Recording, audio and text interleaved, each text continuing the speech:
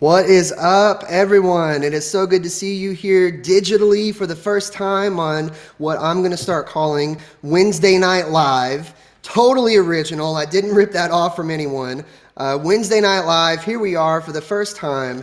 Man, this is awesome. I am so excited that I am shaking. Literally, I am shaking right now because I'm excited. I'm so happy to see you all. Even though I can't see you. How sad. But I can see you in the chat. I have a chat screen up here. Landon is over here. Reach your hand in here, Landon.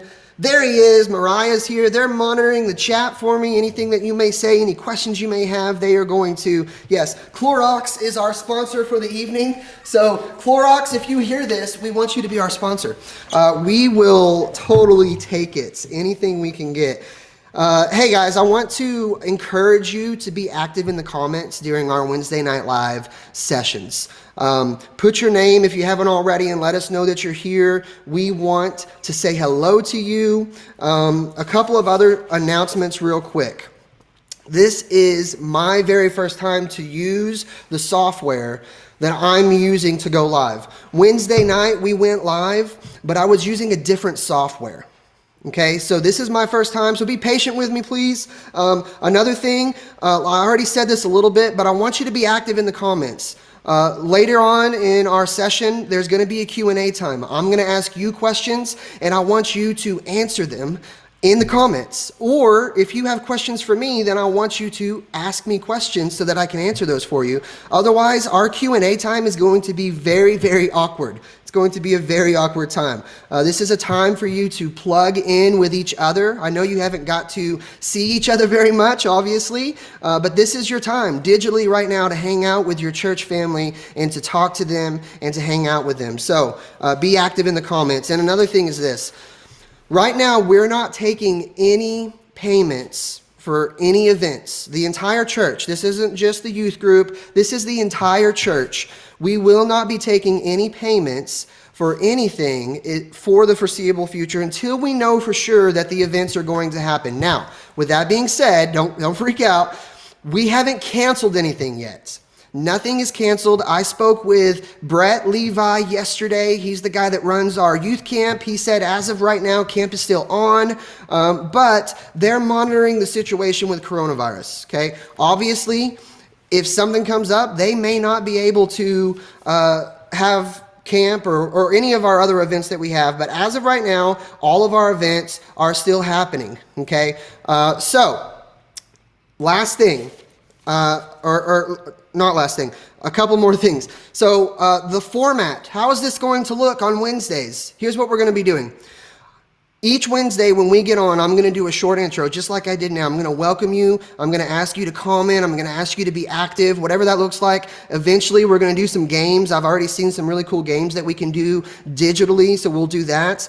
Then I'm going to show a short video. And that video is going to be of someone teaching a lesson, just like I would on Wednesday night. But the way that they have it presented and everything is just really good. I think it's better for our format, so that's what we'll do. After the video, I'm going to come back on and we'll have a time of Q&A. And essentially, we're doing the same exact thing that we already do on Wednesday nights, except I have just become everyone's small group leader. So hello, I'm your new small group leader. I'm really happy that you're here, and I can't wait to get into some Q&A time with you in a moment. Now, last thing before we get to the video. Each week, not each week, but most weeks, we're going to try to have a special guest join us. Someone just to come in, give you a word of encouragement, say hello, and just something fun for us to interact that way. I enjoy the format. I hope you do too. So with that being said, let's everyone welcome our special guest for the evening, Pastor Daryl. What's up? Hey, it's good to see you, Justin. Yeah, you too. Guys, I'm loving seeing everybody, but I haven't seen anybody, but I know you're out there. So it's pretty cool to be able to get together this way. At least we have a way to get to do it, you know? Yeah, that's right. Like I said, like I talked about Sonny 10 years ago, we couldn't even do this. Yeah, you know? That's true. It's that's so true. Crazy these times we live in. Yep. So, Pastor, I'm going to put you in full screen here, and I will step aside and let you say a few things to our students, and then I'll get back on whenever you tell me you're ready. Okay. Hey, students, man, good to see y'all. God bless each and every one of you. I look forward to the day I see you face to face again. Hopefully that's going to be pretty soon, but we'll just let those who are in charge of that tell us when that'll be. But hey, I know Justin's going to teach y'all a lesson tonight about fear. And man, fear is real. You know, it really is. You might be afraid of expectations that are on you. You might be all types of fear. You know, just fear of failure, fear of not being, getting in the right college, whatever the case may be. But I'm going to tell you what the opposite of fear is, because he's going to talk about fear. I'm going to talk about the opposite of that. And I find that in Psalm 20, verse 7. It says this: some trust in chariots and some in horses, but we trust in the name of the Lord our God. Now, just a little text on this. When it's talking about trusting in horses and trusting in chariots, that's what we would occur that today. That would be the military today, or something like that. Or maybe it could be today you trusting in your own abilities or something of that nature. But I'm going to encourage you to trust in the name of the Lord our God. This psalm was written by David. Now, David was a mighty man of God. He was a great army leader. He led people into battle, but he was also a spiritual man. He played the harp. He led worship. I mean, just a man of many talents that he had. Became king over all of Israel at one time in his life. Yet he wrote this particular psalm. He was hiding in a cave, hiding from King Saul, who sought to kill him. And even while he was hiding in a cave, what he said real simple is, hey, I'm not going to trust in anything of the outside world, Lord. I'm going to trust in you. And our challenge today, really, especially with all that's going on, is, hey, we're going to trust in the Lord our God. Now, y'all have a great night. Do get that Q&A out there. Really interact. It's going to be a great night. Justin, thanks for having me on. God bless all y'all. All right. Thanks, Pastor Darrell. It was so good to have you tonight, and a great word before we get into our word. So, yeah, we're talking about fear tonight. And just like Pastor said, the opposite of fear is trust, and we can trust in God. So I am going to cue up our video. I want you to, again, plug into this video. Pay attention to what they say. This is just like as if I was preaching on Wednesday night. And here we go. Easter, a time for fake grass, plastic eggs, these things, chocolate bunnies, and people dressed as bunnies. And then there are the weird parts of Easter, like fake grass, plastic eggs, these things, chocolate bunnies, and people dressed as bunnies, which is interesting. But what does all this stuff have to do with Easter? And if this holiday is about more than candy and wearing uncomfortable clothes to church and lunch with your relatives, what makes Easter happy?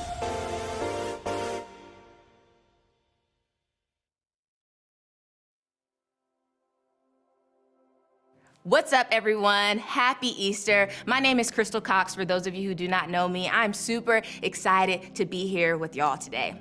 Now, I know it's not Easter Sunday just yet, but around here in my neighborhood, and maybe even in yours, at every Walmart, every Target, and basically every grocery store, we've been ready for this holiday for months. No matter how you grew up celebrating, or if you grew up celebrating, you probably agree that for the most part, Easter is a happy time. Just think about it for just one moment. You are allowed to eat an unreal amount of candy, and every time I eat a Reese's egg, I think it's a happy Easter.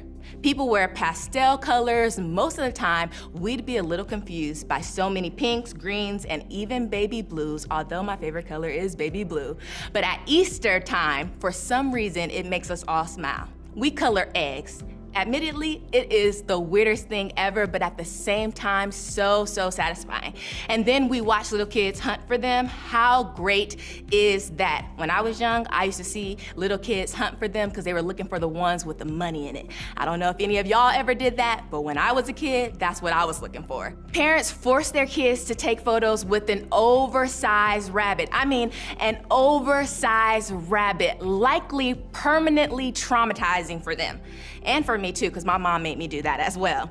All for an Instagram post. And you and I know we do the most when it comes to our Instagram post. In this series, we're going to talk about some of the reasons why Easter is such a big deal, particularly for people who are Jesus followers. If you're like me, growing up, you may wonder why Easter is even a thing. But during this series, we'll talk about not only what and why we celebrate Easter, but also why Easter should make all of us happy. But before we get there, let's talk about this last one for a second. Let's talk about the Easter Bunny, because we all want to know about the Easter Bunny. I still want to know about the Easter Bunny. Does this idea of a huge bunny seem like a strange tradition for a holiday? Or is it just me? Like, have you seen those pictures of those people in those weirded out bunny costumes with the kid that is terrified out of their mind? You know, I'm with the kid on this one. Now, luckily, your family probably won't make you dress up and sit with a giant bunny this Easter. And I think you all know, whether it's a giant Easter bunny or just something else, we all know that feeling of being, scared.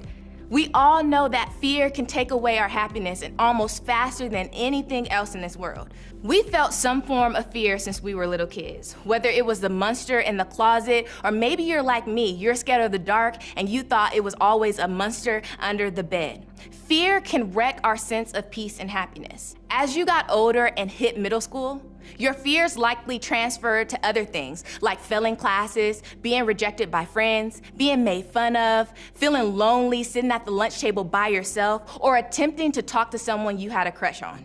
Sure, your fear looked different than when you were a little kid, but the feeling was still very real for you.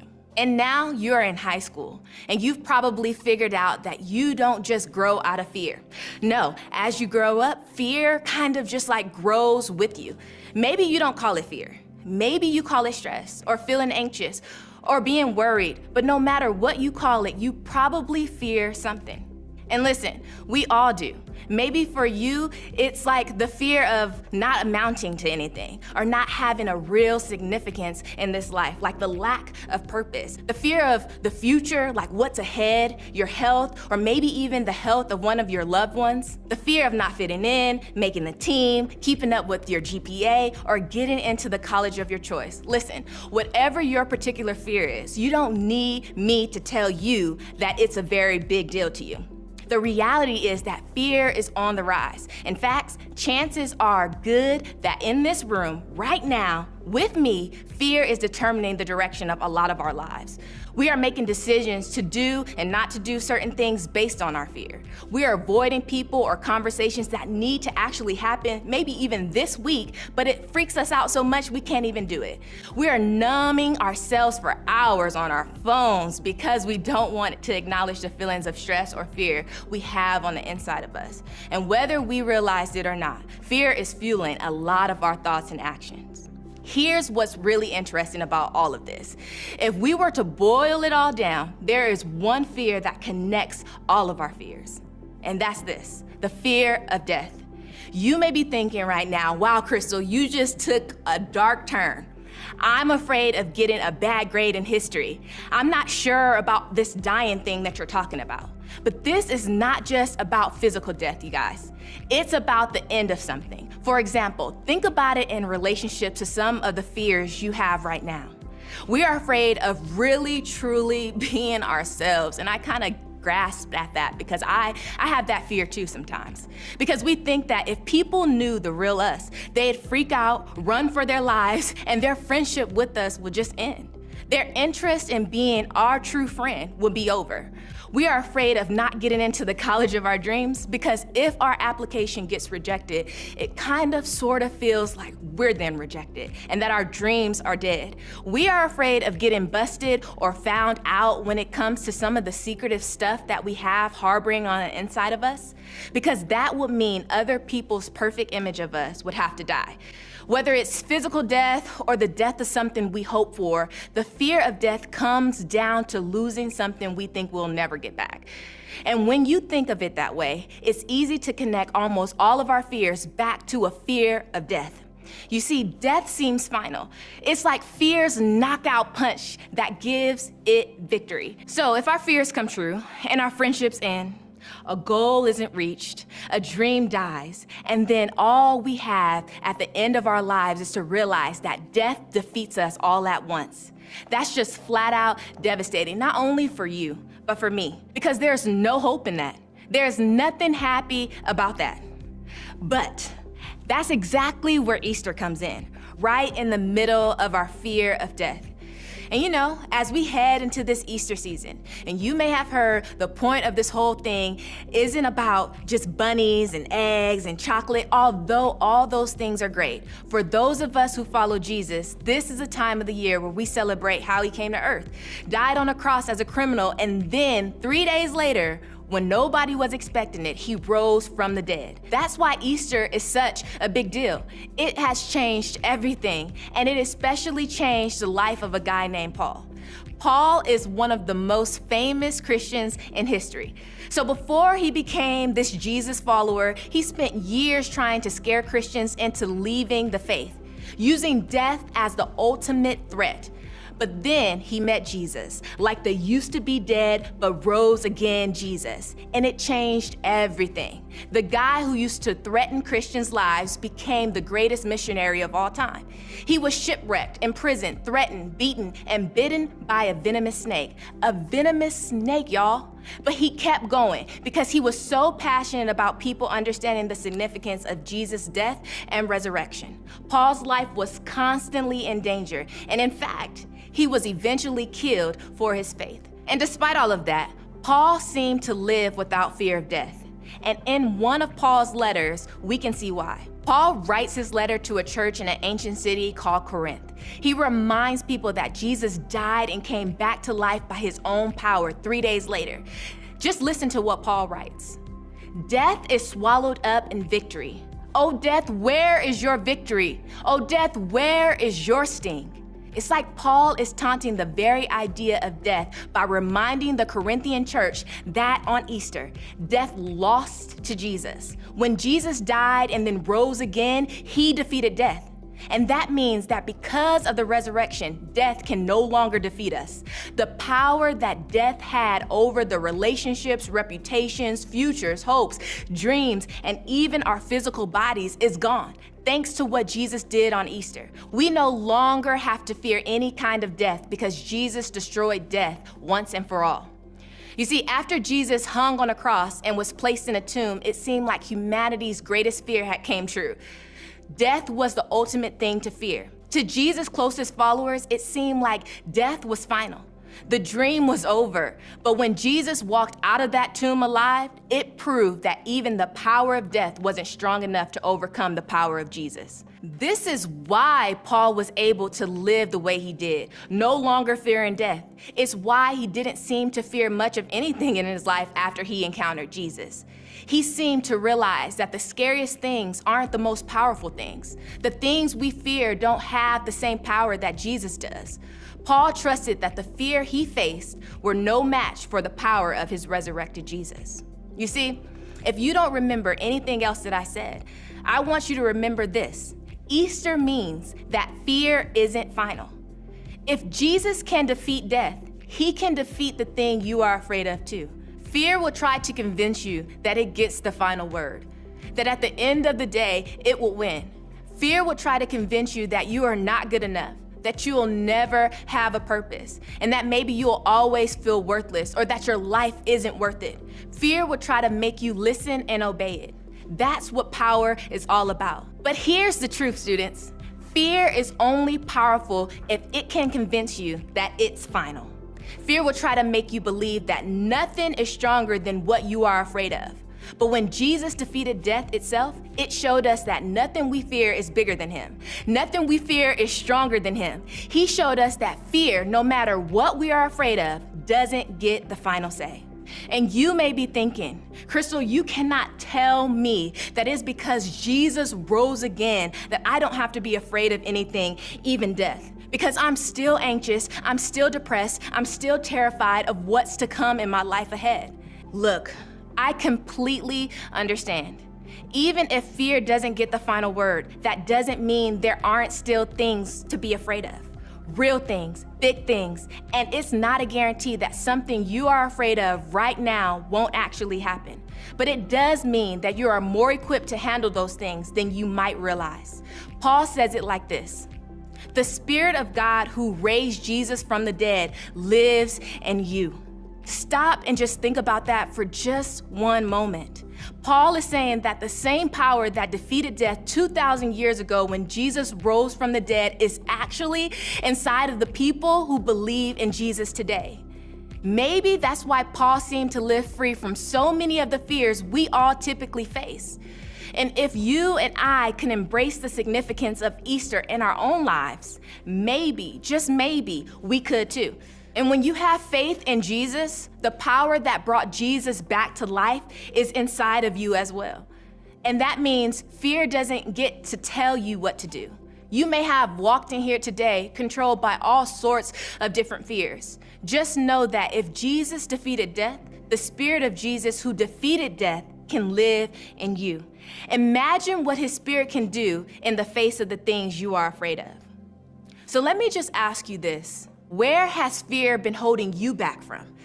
Is it in your relationships? Maybe dreaming big about your future, going off to college, dealing with something concerning your mental health? Maybe you are afraid to just acknowledge it, doing something you know you should do no matter what it does to your reputation? Or maybe, just maybe, actually exploring faith in Jesus. Because up to this point, you've been afraid of how your life might change. Listen, however fear has been holding you back, with Jesus' help, you can take a step towards facing it today.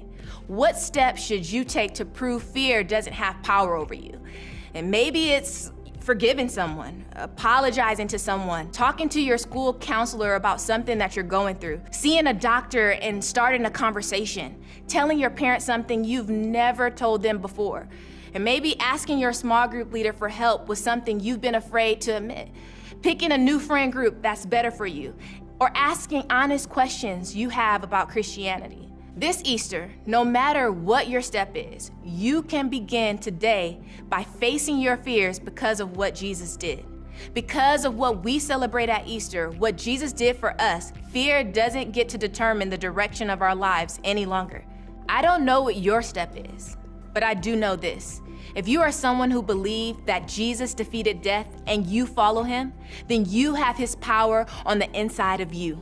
Because of that, you can handle whatever fear throws at you, no matter how scary it may seem.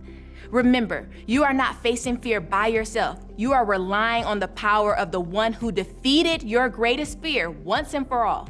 He took away its power, its victory, and its sting. And that means that you don't have to worry about anything being more powerful than Jesus. This is the hope that the Christian faith was built on. This is what caused Paul to live free of fear. This is what makes Easter such a happy holiday. And while the rest of the world lives controlled by fear, driven by stress, you don't have to any longer. We are free. And that's just one reason why we can say, Happy Easter. All right, that was awesome. I really enjoy having that type of production available that we can access and do that right here in our live feed, and also being able to bring people in. I don't know about y'all. Did y'all enjoy that? So this is the part in our lesson tonight where your interaction focuses in on what I'm asking. So did y'all enjoy the video lesson tonight? I'm looking off screen here because I'm looking at y'all's comments coming in. Clark says very good. Stephanie says yes. Jonathan says good word. Shane says loved it, Justin. 10 out of 10. Merry Easter. Love it, Braxton. Thank you. Merry Easter. All right, so let's get into some questions. And as I post these questions, y'all feel free to comment and I'll kind of respond a little bit. The first question is, what's one thing that you were afraid of when you were younger? And so Landon and Mariah and I sat down and we chatted a little bit about this. The very first thing that they said, what's one thing that you were afraid of when you were younger Both of them had the same first answer. I want to see what all y'all put real quick here. Clark says everything. Clark was you're afraid of everything when you were younger, Clark? Who else has something? What's something you were afraid of when you were younger? There it is. There it is, Trey. The darkness. The darkness. Yes, that is the same thing that Landon and Mariah both said right off the top there. What's something you were afraid of when you were younger? Anything else? Here's a few things that we wrote down. Oh, I see Stephanie said dairy. I'm sorry, Stephanie. That's tough. I mean, because dairy it's really so good. The ice cream, the milk. I know this is really making you feel good. My closet at night, yeah. Being by myself, loneliness, spiders. We have that written down. Spiders and bugs and creepy things like that. Vampires, Hunter? Vampires. Interesting. Grasshoppers. I still don't really like grasshoppers. The way that they feel in your hand when they're all wiggly. Yeah, so definitely. We have several things that we were scared of when we were younger. Let's move on to the next thing, which is this. What's a fear that you've left behind from when you were younger? Or what's a fear that you've kept as you've grown up? So Stephanie, I'll save you the hassle. We know that it's dairy.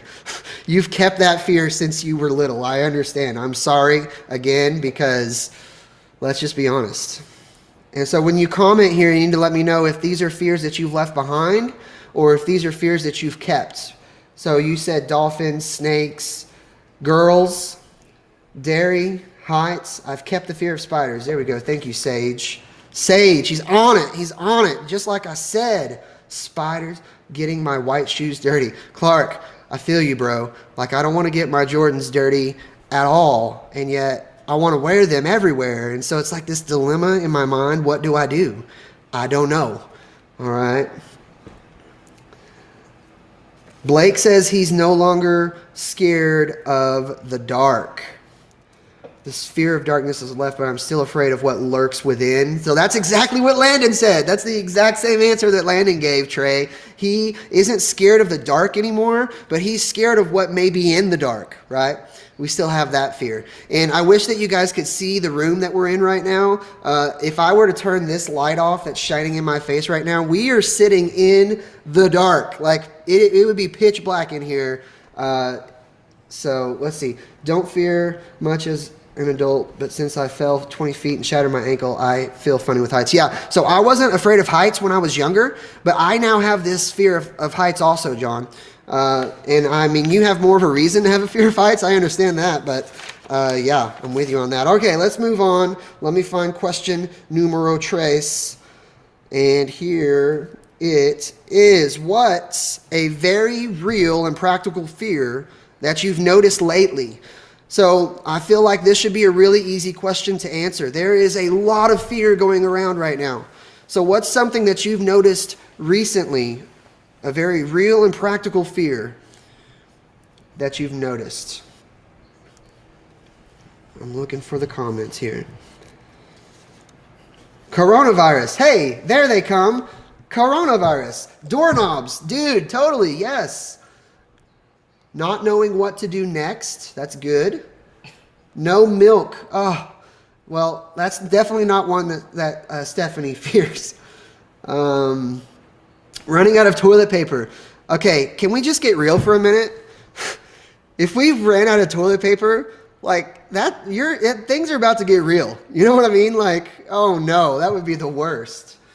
Yes, yes. Loneliness, yeah. So Landon put loneliness. We talked beforehand. We talked about some of these things. Loneliness, feeling like you're trapped. Does anyone feel like they're trapped at home? Just comment and say, I feel that way sometimes. Right now, because you kind of are. You're quarantined. You can't go to school. We can't come to church together. Being isolated, absolutely.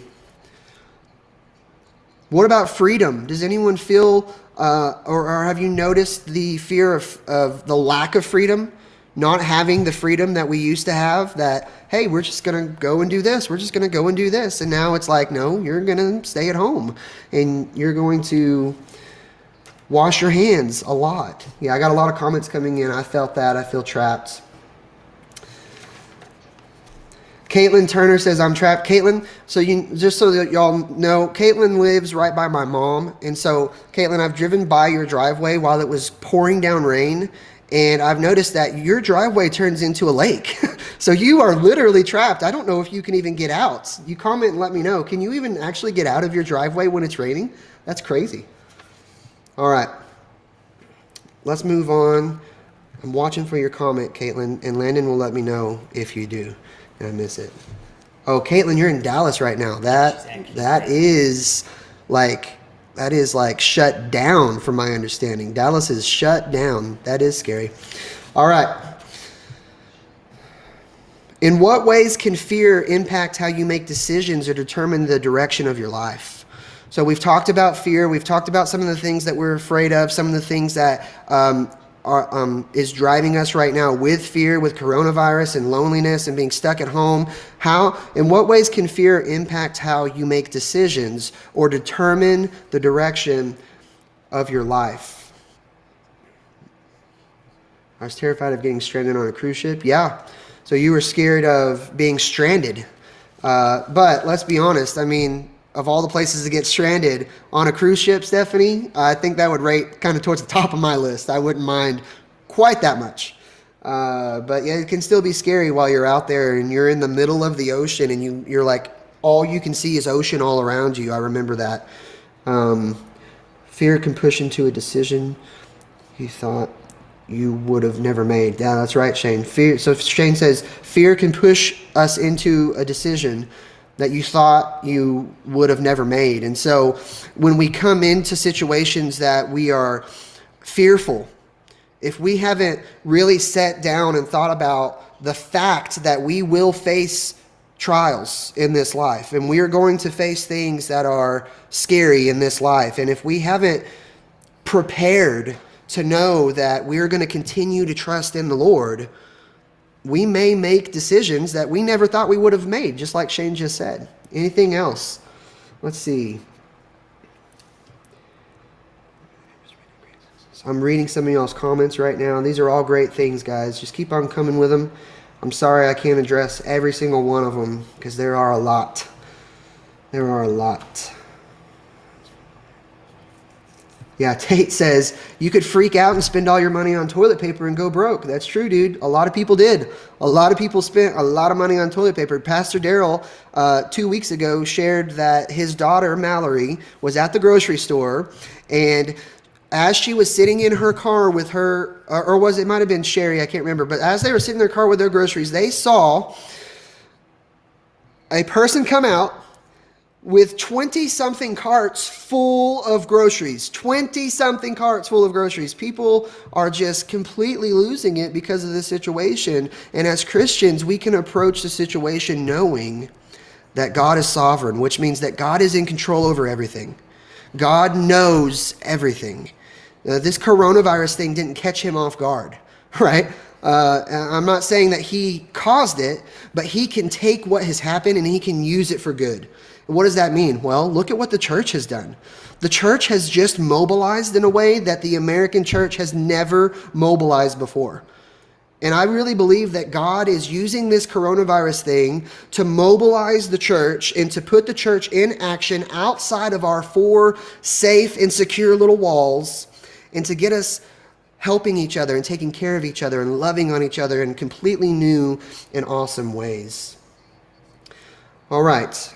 So real quick, I want to look at the verse that the 1 Corinthians 15. If you have your Bible and you want to go and mark this or highlight it, go and do that real quick. 1 Corinthians 15, 54 and 55. Death is swallowed up in victory. O death, where is your victory? O death, where is your sting? How does this verse differ from how most people see death? How does this approach to death differ from how most people approach the view of death? I am watching. I am looking for comments. Would it help if I put the question up? Fear that we won't have food. How does this verse differ from how most people see death? People fear death, yeah. You can make it easier to reach out to others that don't go to church. Yeah, and give them some hope, maybe, right, Tate?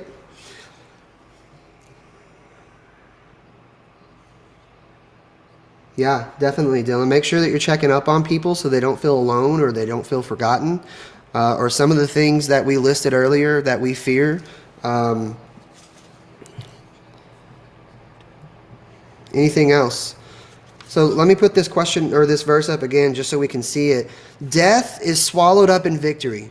Oh, death, where is your victory? Oh, death, where is your sting? Look, this is Paul talking, and he's come to this realization that Jesus has completely conquered death.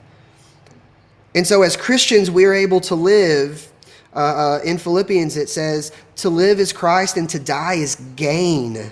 What? To live is Christ, to die is gain. And so we can operate in this idea that we don't face fear the same way anymore because of what Christ has done on the cross, right? People think of death as the end. That's right. Some people think there is no more life after death. That's good, Adrian. That's good. Some people hope or give people hope in Jesus. Yeah. Let's see. Give people Jesus. Yeah, I like that too. The Harrell brothers. Where's Hunter? Hunter, throw in something so that all the three Harrells can say something really awesome. All right, let's move on here. So on this idea that death isn't the end for us as Christians, what can change when we realize that something isn't final? What can change when we realize that something isn't final? And so that doesn't have to be death. It can be just like this coronavirus thing right now. What can change when we realize that this virus isn't the end? It may take 3 months. It may take a month. It may take 2 weeks. I don't know. But this isn't the end, right? There's a light at the end of the tunnel that we are going towards. And so what changes when we realize that something isn't final? I'm looking for comments here. We can plan for what comes next. Absolutely, Trey. So we shouldn't just sit and wallow in our self-pity and in our loneliness and in our quarantine, right? We continue to hope in the Lord, and we know that, hey, we're going to get out of this, and life goes on. It changes the way we react to it. You can be more optimistic. Yeah, all of these things are really, really good. We can stop buying all the groceries. Yes, absolutely. In fact, the grocery stores are starting to catch up, which is a blessing. There's stuff at the stores again. How awesome is that? It changes our attitudes, right? When we realize that something isn't final, we can still be happy. We can still be joyous, even in the middle of something that we fear, even in the middle of a really terrible situation. And I want to make sure you understand, this truly is a pretty terrible situation that we're stuck in. Our economy is tanking, which it will come back. It will eventually, right? But right now where we are, it's a grim place. But as Christians, again, it changes, just like Kim said, it changes our attitudes. And so as Christians, we can still have hope. And we can still look to the things that God can do with this, or the things that he's doing actively right now, right? It's like an end game when they thought it was the end, but nope. What is Endgame? I don't even know. Is that a movie? Did I miss something? Avengers Endgame. Hello. Thank you. Good job, Steph. Whew. No, I wasn't joking. At first, I didn't know. Like, my mind is like here, and I wasn't thinking about Endgame. Okay, last question. Jesus defeated death, which is something people fear. What does that mean for you as a Christian? Jesus defeated death. People fear that. People fear death. So what does that mean for you as a Christian? Jesus defeated death. Some people fear death. What does that mean for you? We don't have to fear death because we have Jesus on our side. That's right, Summer.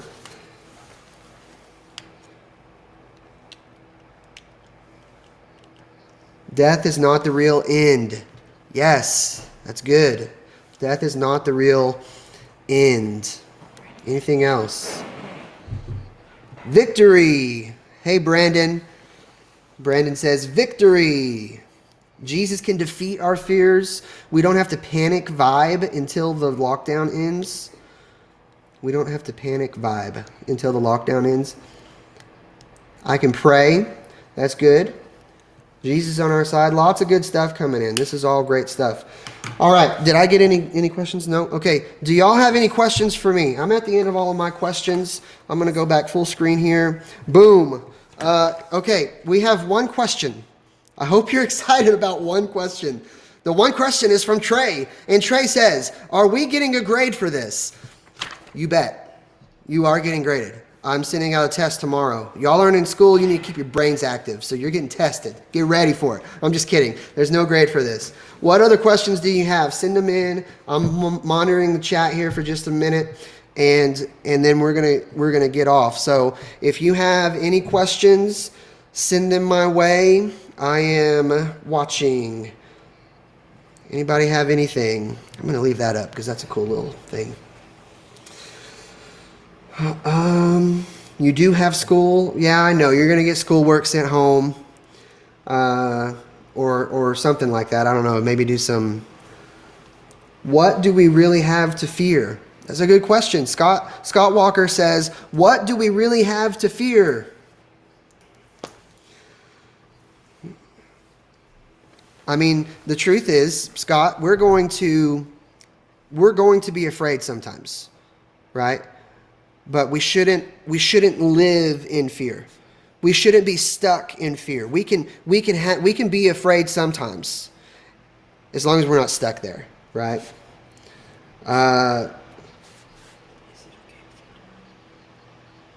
Is it okay to fear death even though it's not the end? Yeah, I think I just hit that, right? It's okay to be afraid. There's absolutely nothing wrong with that. But the question is, are you living in that fear? Are you staying in that fear? Is that where you operate, constantly afraid of everything? Because that's not the way that we as Christians are meant to operate.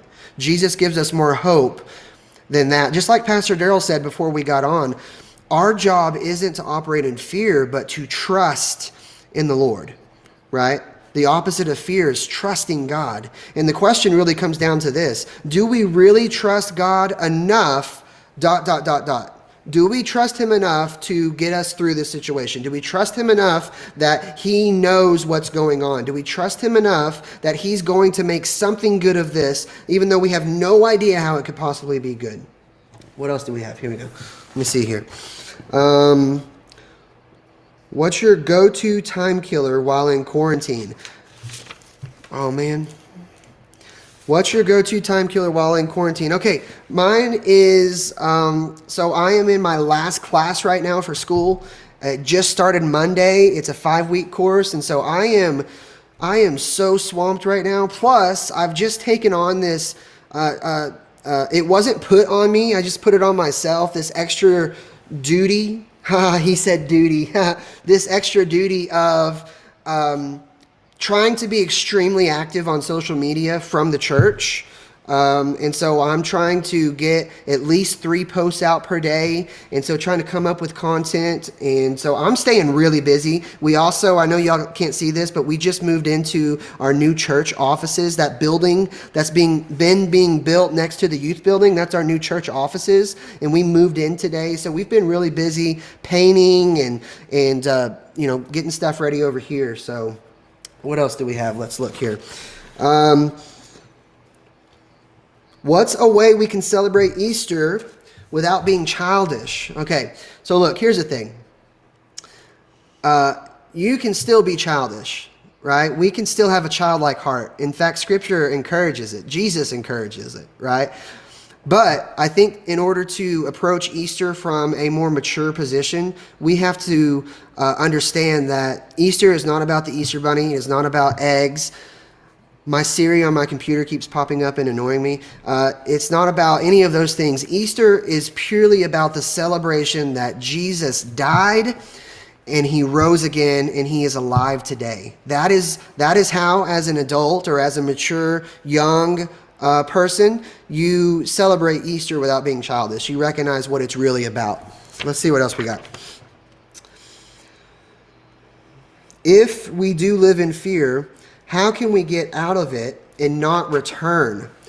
Hey, you know what I'm going to do? I'm going to bring Pastor Daryl in on this. He's still watching us. Pastor Daryl, you want to come in on this question? I'm going to ask it again, and then I'm going to bring you in. The question was this: if we do live in fear, how can we get out of it and not return? So here's Pastor Daryl. He is back. He is live. If we do live in fear, how can we get out of it and not return to fear? Well, I think it's like a lot of things, it's a process in our life. We got to go to the Lord and seek him.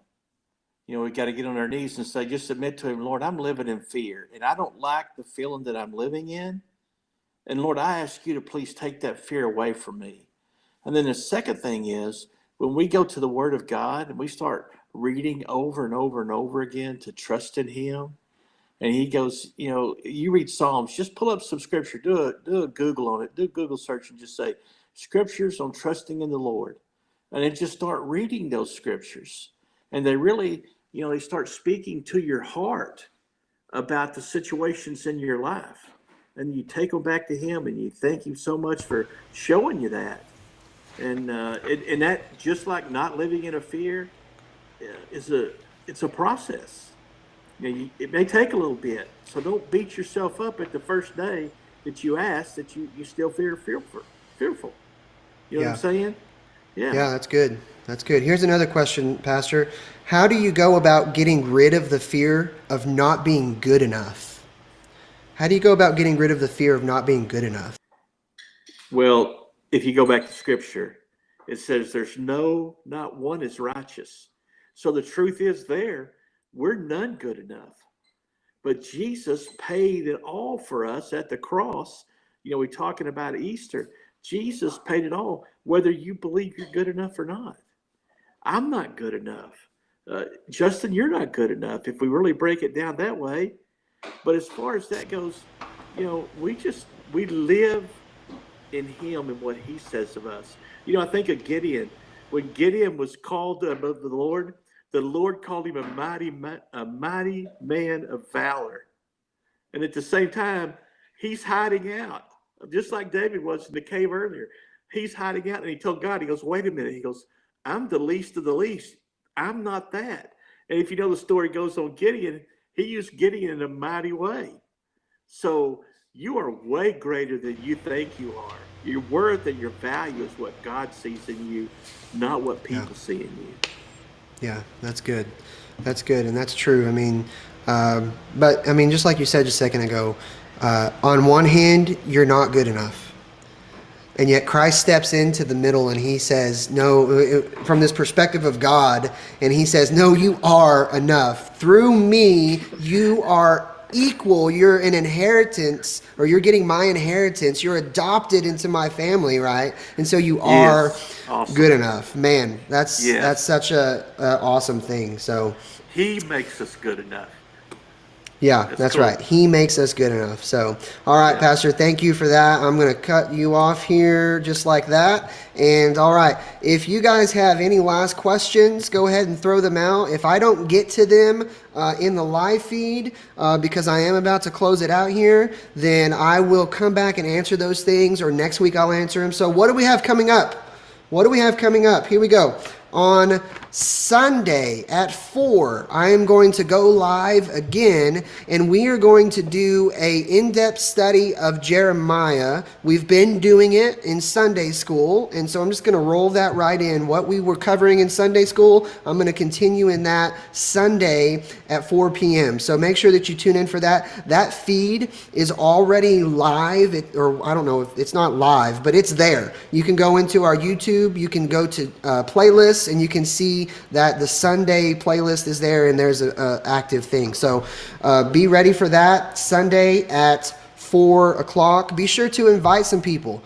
Hey, they may not stick around, but you can at least invite them. I mean, what's anyone doing anyways? They're just sitting at home. So invite your friends, and we will have an awesome time Sunday at 4. And then again, next Wednesday, we'll meet back here at 8:30. Real quick, let me say this. We are meeting at 8:30 at night because we are live streaming our adult message at 7. And that starts at 7 and that goes until 7:40, 7:45. And here's the thing.